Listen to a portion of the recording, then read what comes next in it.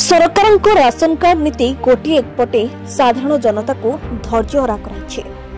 अन्यपटे जोगाण मंत्री विवृत्ति एवं जोगाण विभाग निर्देश रे कोनोसी तालमेल रखुनथिबारु सरकारी कर्मचारी अणनिश्वासी होछन्ते। एभली एक घटना बालियापाल ब्लॉक रे देखिबाकु मिलिछि।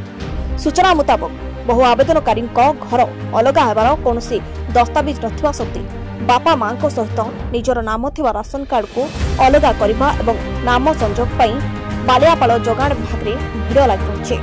एही भिड़ को देखि बालियापाल अंचल रे किछि दलाल सक्रिय होई उठछन्ते, जे माने साधारण जनता ठू राशन कार्ड कराइ देबार मिथ्या प्रतिश्रुति दे अर्थ आदाय करछन्ते। जहार अभियोग जोगाण अधिकारी अंबिका प्रसाद रथंक ठारे किछि सामाजिक कर्मी करथिले। रथबाबू साधारण जनता स्वार्थ को गुरुत्व दे श्रृंखलित भाव में धाड़ी रे आसी दरखास्त देवाई आवेदनकारी को बुझाइबा सहित दरखास्त गुड़िकर कार्यकारिता सरकार निर्देश आसला कहते। वर्तमान ऑफिस रे केवल पूर्व आवेदन करितबा आवेदनकारी तदंत रिपोर्ट अनुसार नूतन राशन कार्ड प्रस्तुति कार्य चलछि जानिबाकु मिलिछि।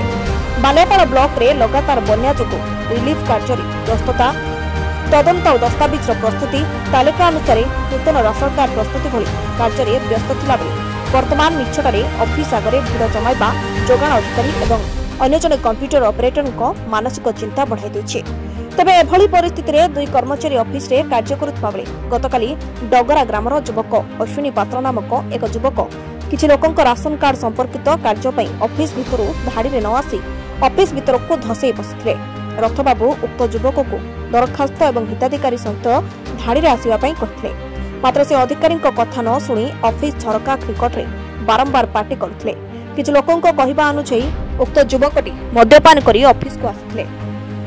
रथबाबू उक्त युवक को दरखास्त एवं हिताधिकारी सहित धाड़ी रे आसीबा पई कहथिले, मात्र से अधिकारी कथा न शुणी ऑफिस झरका निकट में बारंबार पार्टी करथिले। किछि लोकंक कहिबा अनुसायी उक्त युवकटी मद्यपान करी ऑफिस को आसिथिले।